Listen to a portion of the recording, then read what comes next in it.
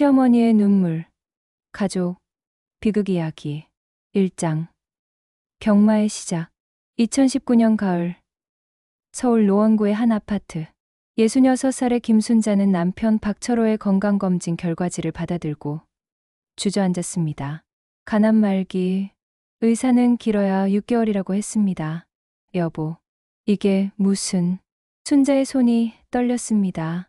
40년을 함께 산 남편이었습니다. 가난한 시절부터 함께 악착같이 살아왔고 이제 좀 편하게 살 수 있을 거라 생각했는데 이런 청천벽력 같은 소식이 날아들었습니다. 철호는 순자의 손을 잡았습니다. 69살, 평생 건강했던 남편의 손은 이제 바짝 마르고 힘이 없었습니다. 미안하오, 당신. 이렇게 될 줄은. 무슨 소리예요. 우리 같이 이겨내요. 하지만 순자도 알고 있었습니다.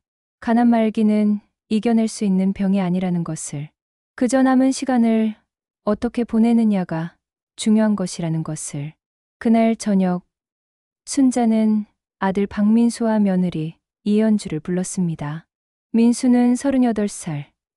결혼한 지 10년이 되었고 10살 난 아들 하나를 두고 있었습니다. 현주는 35살로 초등학교 교사였습니다. 아버지가 가난 말기래. 순자의 말에 거실이 조용해졌습니다. 민수는 아무 말도 하지 않았고 현주만 눈물을 글썽였습니다. 어머니, 얼마나 많이 놀라셨어요. 현주가 순자의 손을 잡았습니다. 순자는 며느리의 따뜻한 손에서 위로를 느꼈습니다. 하지만 민수는 여전히 말이 없었습니다. 민수야, 너는 뭐라고 안 할 거야? 알겠습니다. 민수의 대답은 짧았고 차갑게 느껴졌습니다. 순자는 가슴이 답답했습니다. 아들이 아버지의 병에 대해 이렇게 무덤덤할 수 있다는 게 믿기지 않았습니다. 2장. 며느리의 결심. 다음 날, 현주가 순자를 찾아왔습니다. 그리고 충격적인 이야기를 꺼냈습니다. 어머니, 제가 학교를 그만두려고 해요. 뭐, 그만둔다고? 왜? 아버님 간호를 제가 하고 싶어요. 어머니 혼자서는 힘드실 테고, 민수는 회사 다녀야 하니까. 순자는 며느리를 바라봤습니다. 현주는 교사라는 안정적인 직업을 가지고 있었습니다. 월급도 괜찮았고, 아이 교육에도 도움이 되는 직업이었습니다. 아니야, 현주야. 내가 왜 직장을 그만둬? 우리가 알아서 할게. 어머니, 괜찮아요. 아버님이 더 중요해요. 돈은 제가 아르바이트 하면서 벌 수 있어요. 하지만, 어머니, 제가 하고 싶어서 하는 거예요. 아버님께서 저한테 잘해주셨잖아요. 현주의 눈에는 진심이 담겨 있었습니다. 순자는 며느리가 고마우면서도 미안했습니다. 자신의 아들이 아닌 며느리가 이런 결정을 한다는 것이 부끄럽기까지 했습니다. 일주일 후, 현주는 정말로 사직서를 냈습니다. 10년 동안 다니던 학교를 떠나는 것이었습니다. 동료 교사들이 만류했지만 현주는 결심이 확고했습니다. 시아버지가 아프신데 제가 어떻게 학교만 다녀요. 가족이 우선이죠. 현주는 학교를 그만둔 후 곧바로 철호의 간호를 시작했습니다. 병원 진료에 동행하고 약을 챙기고 식사를 준비하고 밤에는 옆에서 지켰습니다. 순자가 말렸지만 현주는 듣지 않았습니다. 어머니도 쉬세요. 제가 할게요. 며칠 후, 현주는 편의점 야간 아르바이트를 구했습니다. 낮에는 철호를 간호하고 밤에는 편의점에서 일하는 생활이 시작되었습니다. 잠은 하루에 3, 4시간밖에 자지 못했습니다. 순자는 며느리가 안쓰러웠습니다. 며느리의 눈가에는 다크서클이 짙게 내려앉았고 몸무게도 눈에 띄게 줄었습니다. 현주야, 너 이러다 쓰러지겠다. 좀 쉬어라. 괜찮아요, 어머니. 이 정도는 할 수 있어요. 하지만 순자는 알고 있었습니다. 며느리가 얼마나 힘든지를. 교사라는 좋은 직장을 버리고 잠도 제대로 못 자면서 시아버지를 돌보는 것이 얼마나 고된 일인지를. 3장. 아들의 변화. 반면 민수는 점점 이상해지고 있었습니다. 회사에서 일찍 퇴근한다고 하면서도 집에 늦게 들어오는 날이 많아졌습니다. 술 냄새를 풍기며 비틀거리는 날도 잦았습니다. 어느 날 밤, 순자는 민수의 방에서 이상한 소리를 들었습니다. 조심스럽게 문을 열어보니 민수가 컴퓨터 앞에 앉아 도박 사이트를 하고 있었습니다. 민수야, 너 뭐 하는 거야? 어머니. 그냥. 민수는 급히 화면을 껐습니다. 하지만 순자는 이미 봤습니다. 화면에 떠 있던 수백만 원의 베팅 금액을. 민수야, 도박은 안 돼. 특히 지금 내 아버지가 아픈데. 알았어요. 다시는 안 할게요. 하지만 민수의 눈빛은 거짓말을 하고 있었습니다. 순자는 불안했습니다. 아들이 잘못된 길로 가고 있는 것 같았습니다. 며칠 후, 현주가 순자를 찾아와 울먹였습니다. 어머니, 민수가 제 통장에서 돈을 빼갔어요. 300만 원이. 제가 아르바이트 하면서 모은 돈인데. 순자는 아들을 불러 따졌습니다. 민수야, 현주 돈 뺀 거 사실이야? 그게 급한 일이 있어서. 급한 일? 무슨 급한 일? 회사에서 필요한 게 있었어요. 거짓말이었습니다. 순자는 알 수 있었습니다. 아들의 눈빛이, 말투가 모두 거짓말하고 있다는 것을. 당장 돌려줘. 현주가 얼마나 힘들게 번 돈인데. 알았어요. 곧 돌려줄게요. 하지만 민수는 돈을 돌려주지 않았습니다. 오히려 더 많은 돈을 빼내기 시작했습니다. 순자의 통장에서도, 철호의 병원비에서도. 사장. 병원비의 소실. 철호의 상태는 점점 악화되었습니다. 의사는 항암 치료를 권했지만 비용이 만만치 않았습니다. 한 달에 500만 원씩 들어갔습니다.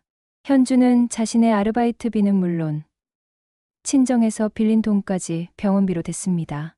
순자도 평생 모은 적금을 깼습니다. 하지만 항상 돈이 부족했습니다. 어느 날 순자가 병원비를 내려고 통장을 확인했는데 잔액이 거의 없었습니다. 1,000만 원이 있었는데 200만 원밖에 남지 않았습니다. 이게 무슨. 급히 은행에 전화해서 확인하니 며칠 전에 민수가 인출했다고 했습니다. 민수야, 너 내 돈 뺀 거야? 순자가 민수를 추궁하자 민수는 대답을 회피했습니다. 죄송합니다. 죄송하다고.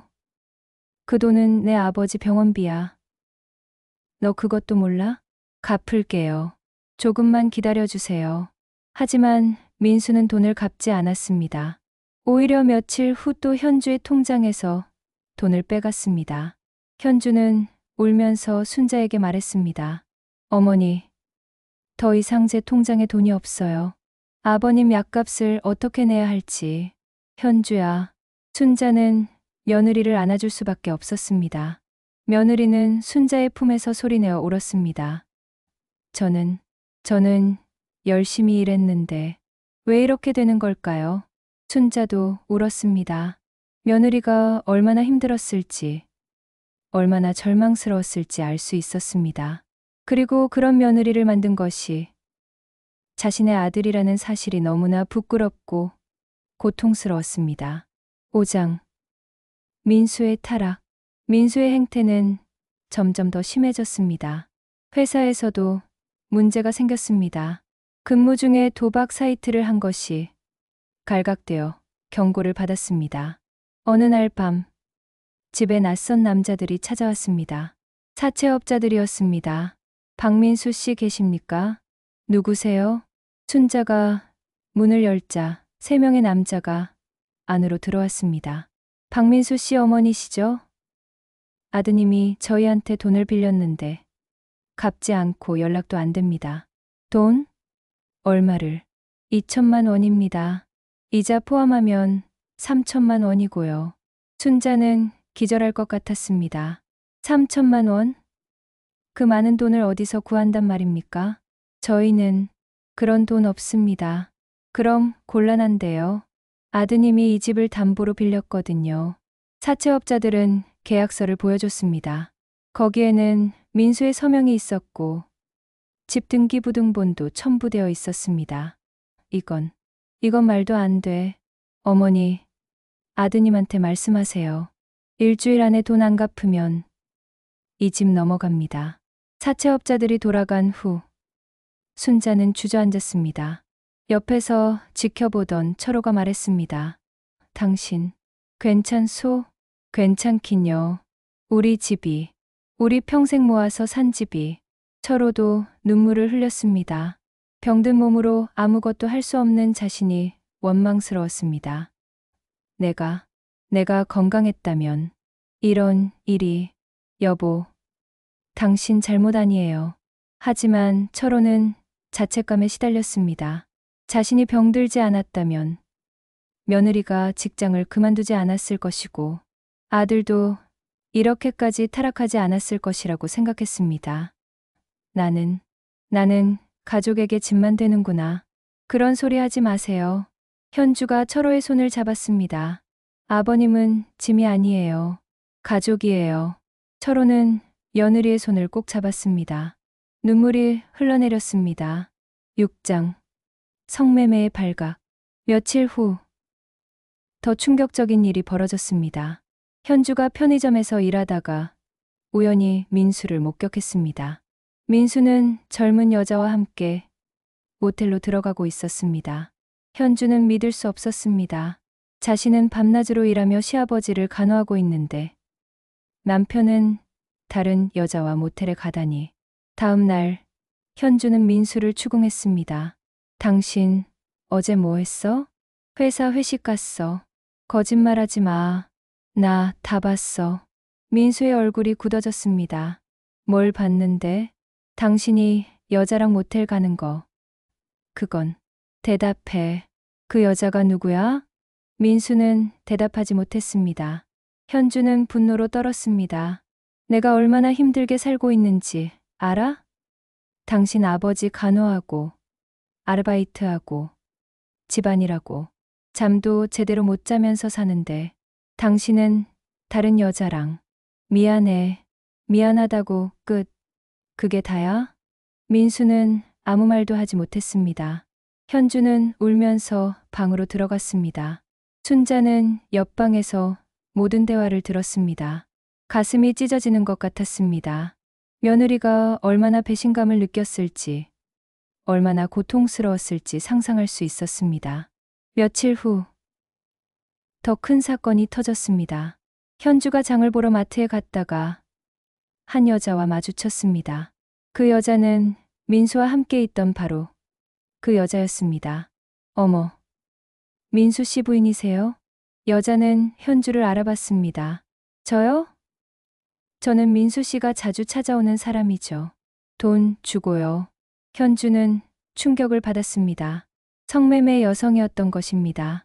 당신 남편, 일주일에 2~3번은 와요. 꽤 단골이죠. 그만하세요. 왜요? 사실인데. 그리고 있잖아요. 당신이 만족을 못 시켜주니까 자꾸 저한테 오는 거래요. 여자는 비웃듯이 말했습니다. 당신 같은 마누라 있으면 남편이 밖에서 놀 수밖에 없죠. 밤에 일하느라 남편도 제대로 못 챙기잖아요. 현주는 더 이상 참을 수 없었습니다. 손을 들어 여자의 뺨을 때렸습니다. 입 조심하세요. 하지만 여자는 오히려 더 크게 웃었습니다. 때리면 뭐해요? 당신 남편은 계속 저한테 올 텐데. 저를 진심으로 사랑하는 것 같아요. 현주는 마트를 뛰쳐나왔습니다. 집으로 돌아와서 화장실에 들어가 소리내어 울었습니다. 순자는 화장실 밖에서 며느리의 울음소리를 들었습니다. 며느리가 왜 우는지 알 수 있었습니다. 아들이 또 무슨 짓을 했는지. 7장 철호의 고백. 철호의 상태는 점점 더 나빠졌습니다. 이제는 침대에서 일어나지도 못했습니다. 항암 치료도 효과가 없었고 통증만 심해졌습니다. 어느 날 밤 철호가 순자를 불렀습니다. 여보, 왜 그래요? 미안하오. 무슨 소리예요? 내가 병들어서 가족이 이렇게 망가졌소. 철호의 눈에서 눈물이 흘렀습니다. 현주가 직장까지 그만두고 날 돌봐주는데 민수는 저렇게 망가지고 다 내 잘못이오. 아니요. 내 잘못이오. 내가 건강했다면 이런 일은 없었을 거요. 순자는 남편의 손을 잡았습니다. 남편의 손은 뼈만 앙상했습니다. 그리고 민수를 잘못 키운 것도 내 잘못이오. 내가 너무 애지중지 키웠소. 고생을 모르게 키웠소. 그래서 저렇게 된 거요. 책임감도 없고 가족도 생각하지 않고. 철호는 기침을 했습니다. 피가 섞인 가래가 나왔습니다. 나는 이제 곧 죽을 거요. 하지만 죽기 전에 현주한테 고맙다고 전해주오. 그리고 미안하다고도. 내가 짐이 되어서. 순자는 남편을 안았습니다. 두 사람은 한참을 울었습니다. 옆방에서 현주가 그 소리를 듣고 있었습니다. 현주도 눈물을 흘렸습니다. 시아버지가 자책하는 모습이 너무 안쓰러웠습니다. 아버님은 잘못이 없어요. 다 민수 잘못이에요. 현주는 혼잣말로 중얼거렸습니다. 8장. 사채업자의 협박. 일주일 후. 사채업자들이 다시 찾아왔습니다. 이번에는 더 많은 사람들과 함께였습니다. 돈 준비 안 됐죠? 그럼 집 넘기셔야죠. 집을 넘기면 저희는 어디서 살아요? 남편은 지금 죽어가고 있어요. 순자가 애원했지만 사채업자들은 냉정했습니다. 그건 저희가 알 바 아닙니다. 계약은 계약이니까요. 그때 현주가 나섰습니다. 제가 돈 갚을게요. 어떻게요? 시간을 주세요. 제가 친정에서 빌려서라도 갚을게요. 사채업자들은 서로 눈빛을 교환했습니다. 좋아요. 한 달만 더 줄게요. 그때까지 못 갚으면 집 넘기는 겁니다. 사채업자들이 돌아간 후 순자는 며느리를 붙잡았습니다. 현주야, 안 돼. 그건 내가 책임질 일이 아니야. 어머니, 괜찮아요. 제가 어떻게든 할게요. 저 때문에 어머니가 집까지 잃을 순 없어요. 현주는 친정어머니에게 전화를 걸었습니다. 하지만 친정도 형편이 어려웠습니다. 현주야, 미안하다. 엄마도 돈이 없어. 엄마, 그리고 있잖아. 내가 왜 그 집 빚까지 갚아야 해? 그건 민수가 진 빚이잖아. 그래도 현주야, 엄마 말 들어. 그 집 나와. 이혼해. 그렇게 사는 거 아니야. 현주는 전화를 끊었습니다. 친정어머니의 말이 맞았습니다. 하지만 시아버지가 아픈데 어떻게 집을 나갈 수 있겠습니까? 9장. 민수의 폭언. 어느 날 밤, 민수가 만취해서 돌아왔습니다. 현주가 문을 열자 민수는 비틀거리며 들어왔습니다. 왜 이렇게 늦었어? 시끄러워. 내가 언제 들어오든 상관 마. 민수는 거실로 들어가 소파에 누웠습니다. 당신 아버지 약 챙겨야 하는데 그건 당신이 해. 나는 피곤해. 아, 짜증나. 매일 아버지. 나도 사람이야. 나도 힘들어. 민수가 소리를 질렀습니다. 옆방에서 철호가 그 소리를 들었습니다. 여보, 작은 소리로 해. 아버지 들어. 들으면 어때? 사실인데. 아버지 때문에 이 집안이 망한 거야. 순자가 달려왔습니다. 민수야, 그게 무슨 말이야? 사실이잖아요. 아버지가 아프지 않았으면 이렇게 안 됐어요. 이 자식이. 순자가 민수의 뺨을 때렸습니다. 민수는 순자를 밀쳤습니다. 나한테 손대지 마세요. 순자가 바닥에 넘어졌습니다. 현주가 급히 순자를 부축했습니다. 어머니. 민수는 그 모습을 보고도 미안하다는 말 한마디 하지 않았습니다. 그냥 방으로 들어가 문을 쾅 닫았습니다. 옆방에서 철호가 울고 있었습니다. 아들의 폭언을 듣고 순자가 넘어지는 소리를 듣고도 아무것도 할 수 없는 자신이 비참했습니다. 나는 정말 짐이구나. 빨리 죽어야 하는데. 철호는 혼자 중얼거렸습니다. 10장. 현주의 한계. 현주는 더 이상 견딜 수 없었습니다. 낮에는 시아버지 간호, 밤에는 아르바이트, 그 사이에 집안일과 아이 돌보기까지. 잠은 하루에 2~3시간밖에 자지 못했습니다. 게다가 민수의 배신, 사채업자의 협박, 그리고 경제적 압박까지. 현주는 한계에 도달했습니다. 어느 날 현주가 쓰러졌습니다. 편의점에서 일하다가 갑자기 정신을 잃은 것입니다. 병원으로 옮겨진 현주는 과로와 영양실조 진단을 받았습니다. 보호자분, 환자가 심각한 상태입니다. 이대로 가면 큰일 납니다. 당분간 절대 안정을 취해야 합니다. 의사의 말에 순자는 가슴이 무너졌습니다. 며느리가 이렇게까지 된 것은 모두 자신의 가족 때문이었습니다. 병실에서 깨어난 현주를 보며 순자는 눈물을 흘렸습니다. 현주야, 미안하다. 정말 미안하다. 어머니, 우리 때문에 내가 이렇게까지. 나는 정말 못난 시어머니야. 현주도 울었습니다. 하지만 곧 일어나려고 했습니다.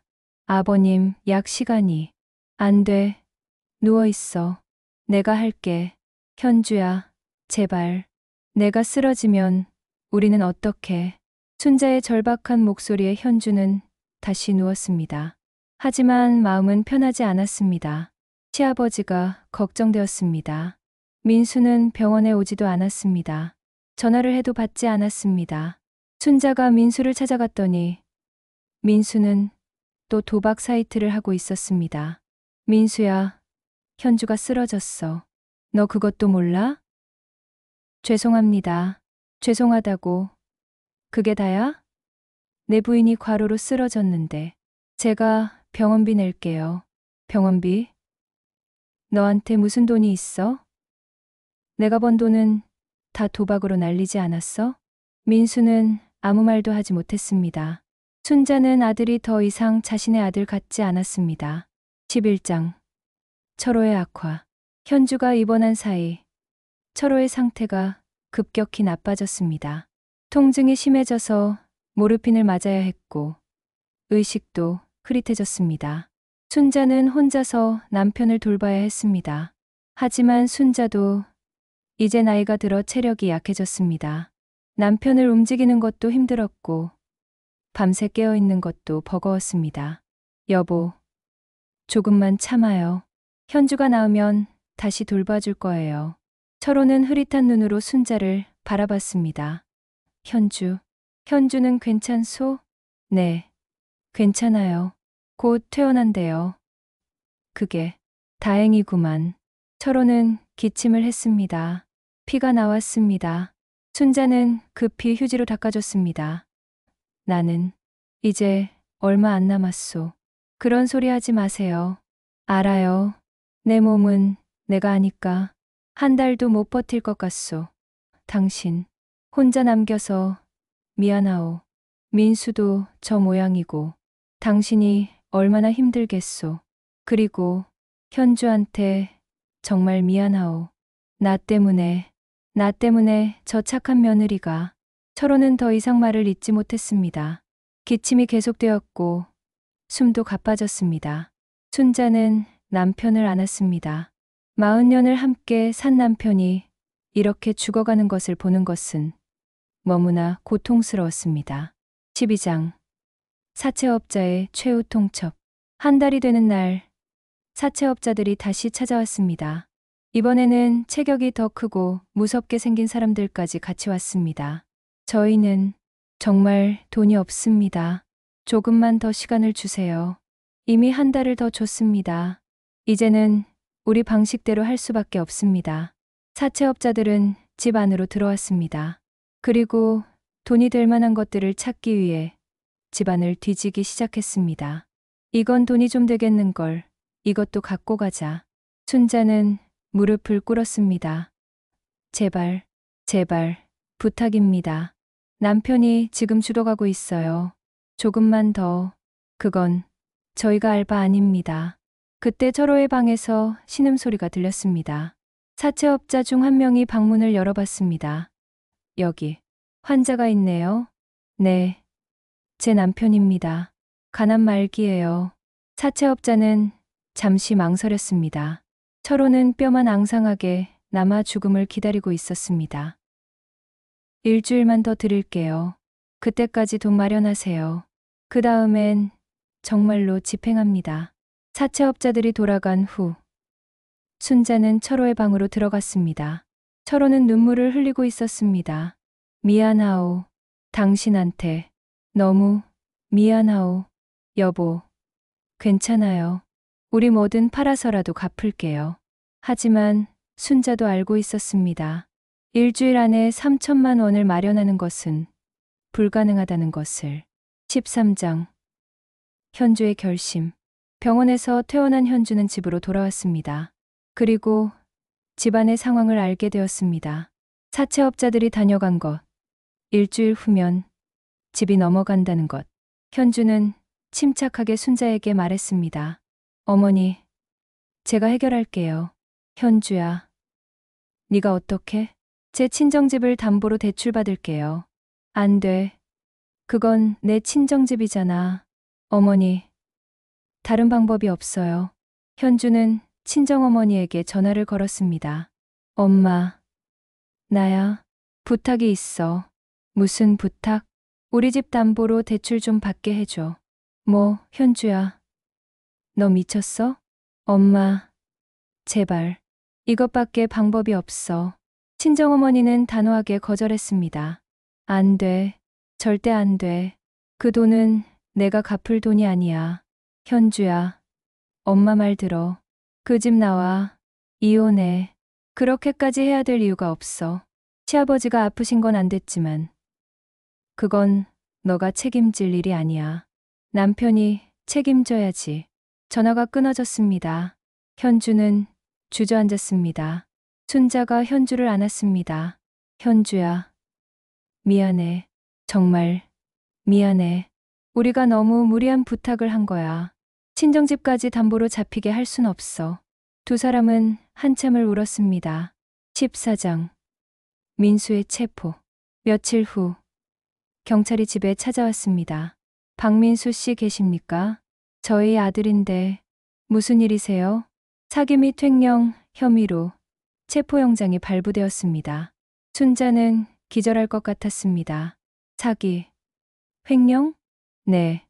회사 돈 3천만 원을 횡령했고 여러 사람에게 돈을 빌려서 갚지 않았습니다. 총 피해액이 1억 원이 넘습니다. 경찰은 민수를 찾기 시작했습니다. 민수는 방에 숨어 있었지만 결국 발견되어 수갑을 찾습니다. 어머니, 가서 죗값 치러. 순자는 차갑게 말했습니다. 더 이상 아들을 감싸줄 수 없었습니다. 민수가 경찰차에 실려가는 것을 보며 순자는 무너졌습니다. 자신이 아들을 잘못 키웠다는 것을 깨달았습니다. 너무 애지중지 키웠고 고생을 모르게 키웠습니다. 그 결과가 이것이었습니다. 철호도 창문 너머로 아들이 끌려가는 것을 봤습니다. 눈물이 흘렀습니다. 내가 너무 잘못 키웠구나. 15장 철호의 임종. 민수가 체포된 지 일주일 후 철호의 상태가 급격히 악화되었습니다. 의사는 이제 시간이 얼마 남지 않았다고 했습니다. 순자와 현주는 철호의 곁을 지켰습니다. 철호는 희미한 의식 속에서 두 사람을 바라봤습니다. 여보, 현주. 네, 아버지. 여기 있어요. 고맙다. 정말 고맙다. 아버지, 말씀하지 마세요. 힘드시잖아요. 나는 복 받은 사람이야. 이렇게 좋은 며느리를 둬서 미안해. 너무 미안해. 아버지, 현주야. 행복하게 살아야 한다. 민수 같은 놈은 잊어버리고. 아버지, 그런 말씀 하지 마세요. 철호는 순자를 바라봤습니다. 여보, 우리 좋았지? 그럼요. 정말 좋았어요. 미안하오. 먼저 가서. 철호는 미소를 지으려 했지만 더 이상 힘이 없었습니다. 천천히 눈을 감았습니다. 그리고 마지막 숨을 내쉬었습니다. 여보, 여보. 순자가 남편을 흔들었지만 철호는 대답하지 않았습니다. 40년을 함께 산 남편이 세상을 떠났습니다. 순자는 남편의 가슴에 얼굴을 묻고 울었습니다. 현주도 함께 울었습니다. 아버지, 편히 쉬세요. 16장. 장례식. 철호의 장례식은 조촐하게 치러졌습니다. 친척들이 몇 명 왔지만 민수는 구치소에 있어서 올 수 없었습니다. 조문객 중 한 명이 순자에게 물었습니다. 민수는 어디 있어요? 일이 있어서 못 왔어요. 순자는 차마 아들이 구치소에 있다고 말할 수 없었습니다. 창피했습니다. 현주는 장례식 내내 순자를 돌봤습니다. 식사도 챙기고 조문객 응대도 도왔습니다. 현주야, 너도 좀 쉬어라. 괜찮아요, 어머니. 제가 할 수 있어요. 장례식이 끝난 후 집으로 돌아온 순자는 텅 빈 집을 바라봤습니다. 남편도 없고 아들도 없었습니다. 며느리만이 옆에 있었습니다. 고마워. 정말 고마워. 순자는 며느리를 안았습니다. 며느리는 순자의 품에서 울었습니다.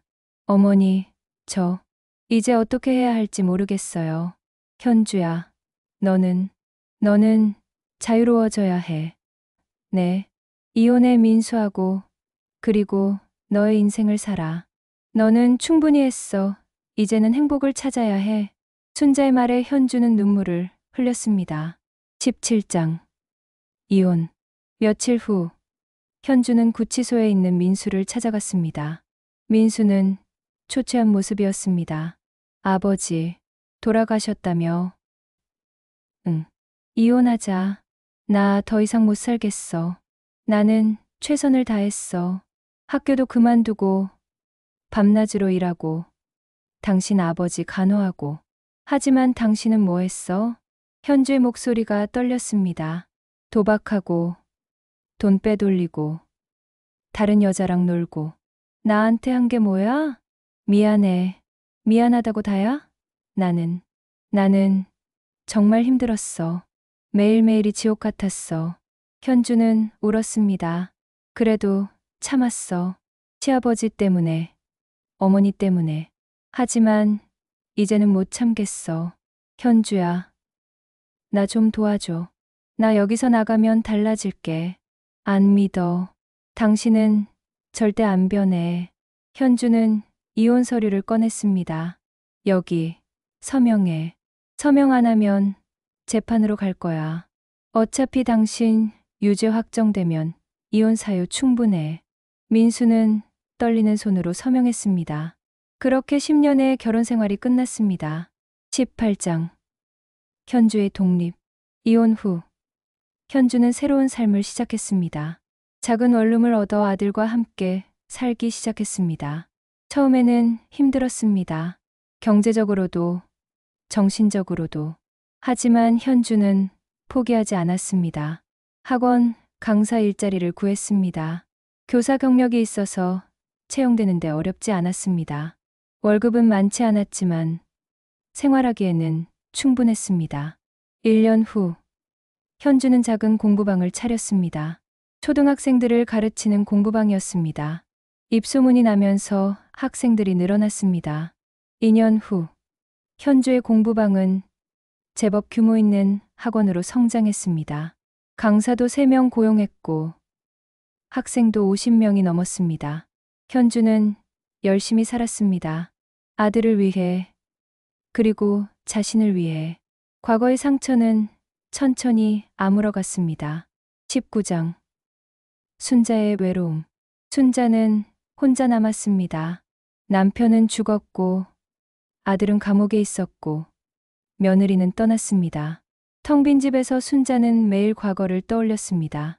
남편과의 추억, 아들의 어린 시절, 그리고 며느리의 헌신. 내가 뭘 잘못한 걸까? 순자는 자신을 돌아봤습니다. 아들을 너무 응석바지로 키웠습니다. 고생을 모르게 키웠습니다. 그 결과 아들은 무책임하고 이기적인 사람이 되었습니다. 며느리에게도 미안했습니다. 며느리는 그렇게 헌신했는데 정작 아들은 며느리를 배신했습니다. 그리고 자신은 며느리를 제대로 보호해주지 못했습니다. 남편에게도 미안했습니다. 병든 남편이 자책하며 죽어갔는데 자신은 아무것도 해주지 못했습니다. 순자는 매일 밤 울었습니다.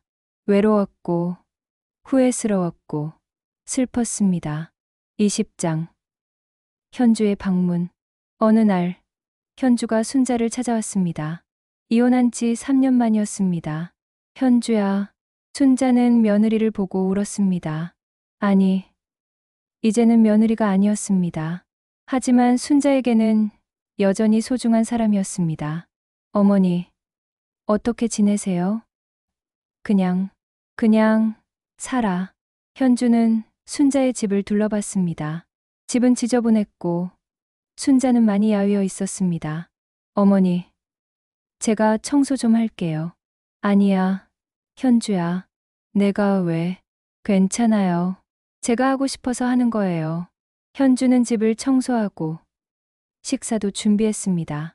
순자는 며느리가, 아니 현주가 차려준 밥을 먹으며 눈물을 흘렸습니다. 나는 너한테 너무 못했어. 내 아들이 너한테 그렇게 했는데. 어머니, 잘못 아니에요. 민수 잘못이죠. 현주는 순자의 손을 잡았습니다. 어머니, 저는 어머니를 원망하지 않아요. 오히려 감사해요. 뭐가 감사해? 어머니가 저를 며느리로 받아주셔서요.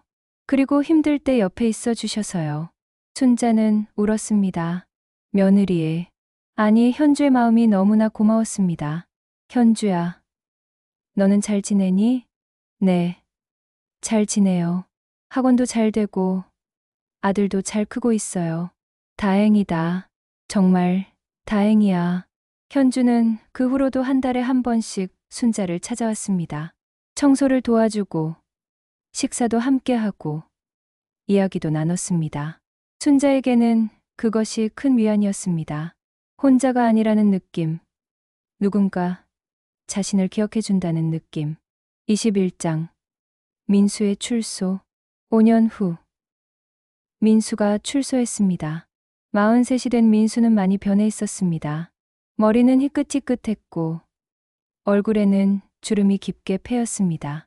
민수는 순자를 찾아왔습니다. 왔구나. 순자의 목소리는 차가웠습니다. 예전처럼 반갑게 맞아줄 수 없었습니다. 어머니, 죄송합니다. 정말 죄송합니다. 민수는 무릎을 꿇었습니다. 감옥에서 많이 생각했습니다. 제가 얼마나 잘못 살았는지, 얼마나 많은 사람들에게 상처를 줬는지. 순자는 아무 말도 하지 않았습니다.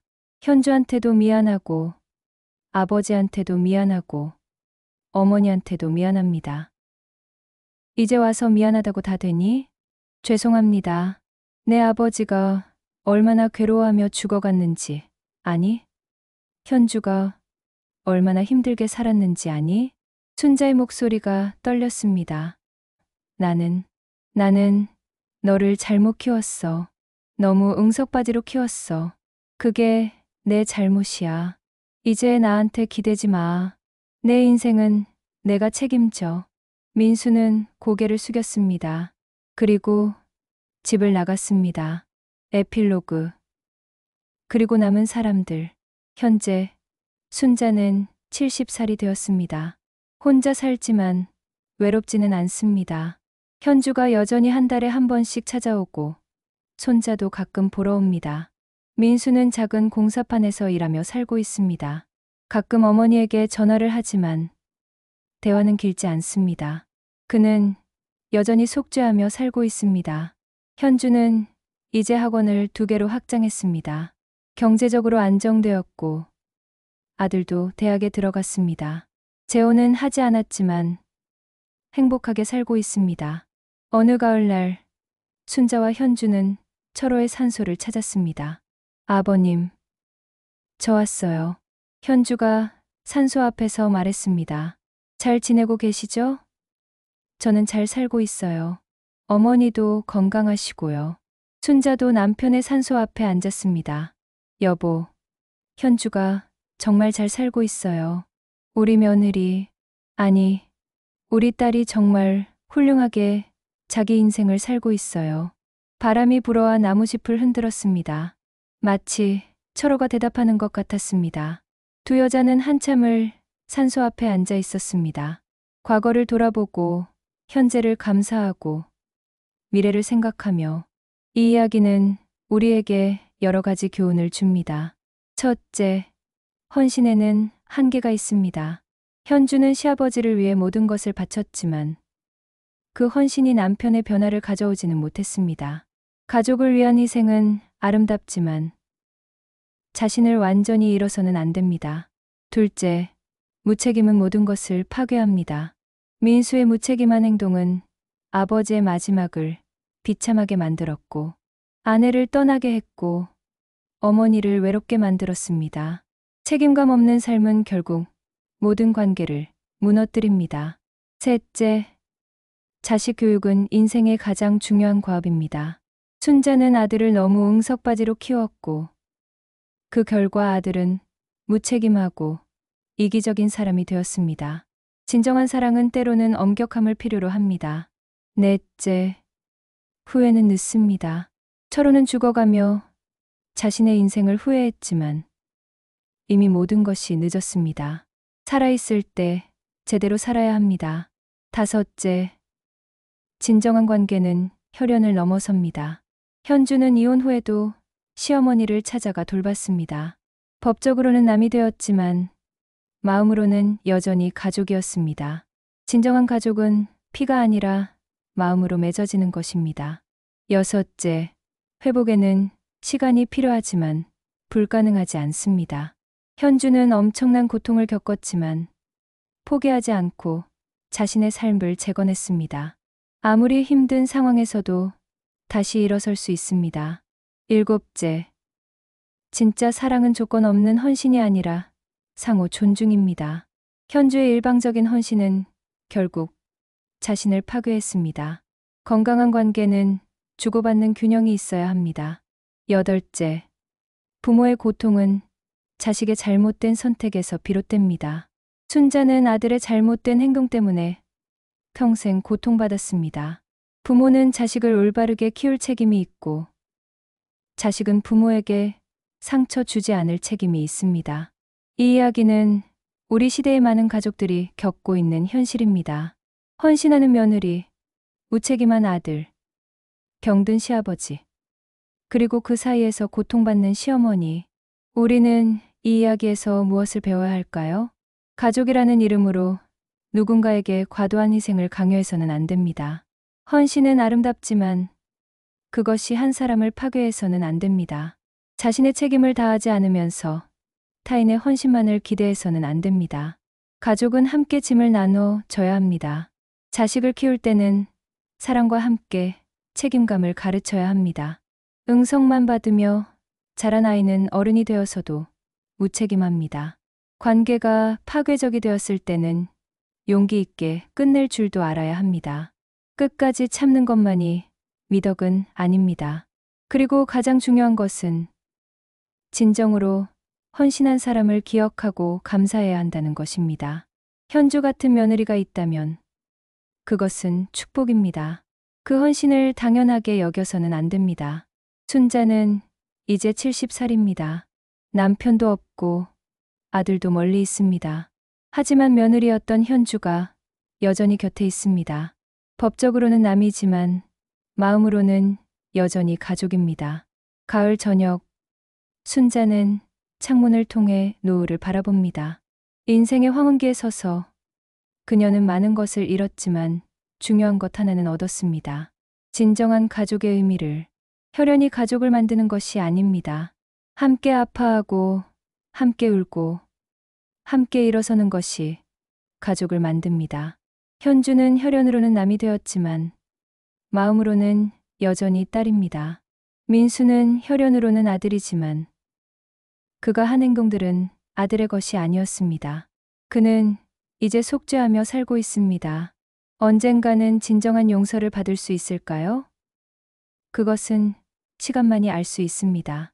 철호는 죽었지만 그의 마지막 말은 여전히 순자의 귀에 생생합니다. 현주한테 고맙다고 전해주오. 순자는 그 말을 현주에게 전했고 현주는 울었습니다. 아버님, 저야말로 감사했어요. 저를 가족으로 받아주셔서. 이것이 이 이야기의 진정한 의미입니다. 가족은 만들어지는 것입니다. 헌신과 사랑으로, 고통과 눈물로, 그리고 용서와 화해로. 현주는 이제 행복합니다. 과거의 상처는 아물었고 새로운 삶을 살고 있습니다. 하지만 순자를 잊지 않았습니다. 한 달에 한 번 어김없이 찾아갑니다. 어머니, 제가 해드릴 일 없어요? 괜찮아, 현주야. 내가 와주는 것만으로도 고마워. 두 여자는 함께 차를 마시며 이야기를 나눕니다. 과거의 고통도, 현재의 평화도, 미래의 희망도. 순자는 깨달았습니다. 자신이 진정으로 잘못한 것은 아들을 제대로 가르치지 못한 것이었습니다. 아들에게 책임감을, 감사를, 희생의 의미를 가르쳤어야 했습니다. 하지만 후회해도 소용없습니다. 시간은 되돌릴 수 없으니까요. 대신 순자는 손자에게 말합니다. 너는 할아버지처럼, 아버지처럼 살면 안 된다. 내가 받은 사랑을 기억하고 다른 사람에게 베풀 줄 알아야 해. 손자는 고개를 끄덕입니다. 어머니 현주에게서 그것을 이미 배웠습니다. 봄이 오면 순자와 현주는 다시 철호의 산소를 찾을 것입니다. 그리고 말할 것입니다. 우리 잘 살고 있어요. 걱정 마세요. 그것이 죽은 자에게 줄 수 있는 최고의 선물입니다. 잘 사는 것, 행복한 것, 그리고 기억하는 것. 이 이야기는 비극입니다. 하지만 동시에 희망의 이야기이기도 합니다. 현주는 그 모든 고통 속에서도 포기하지 않았고 자신의 삶을 재건했습니다. 순자는 외롭지만 현주라는 진정한 가족을 얻었습니다. 민수는 속죄하며 살고 있습니다. 그것만으로도 의미가 있습니다.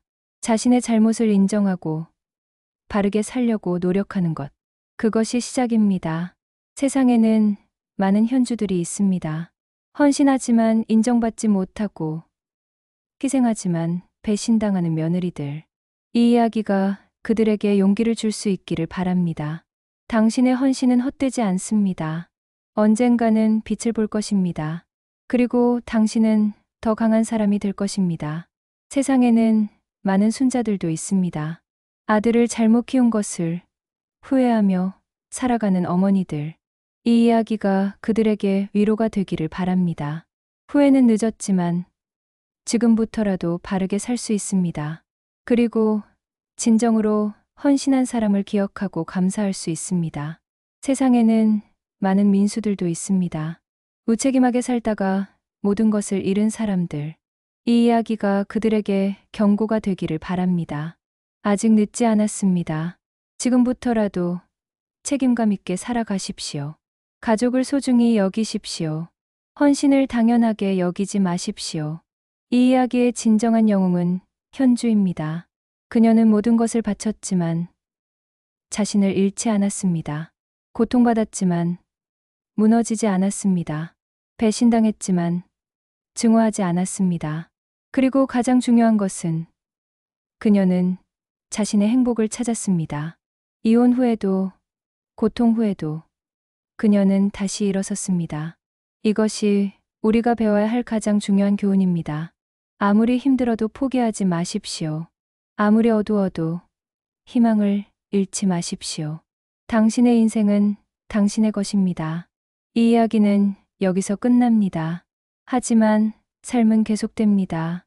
순자의 삶도, 현주의 삶도, 민수의 삶도. 그들은 각자의 방식으로 살아갈 것입니다. 그리고 언젠가 모두가 평화를 찾기를 바랍니다.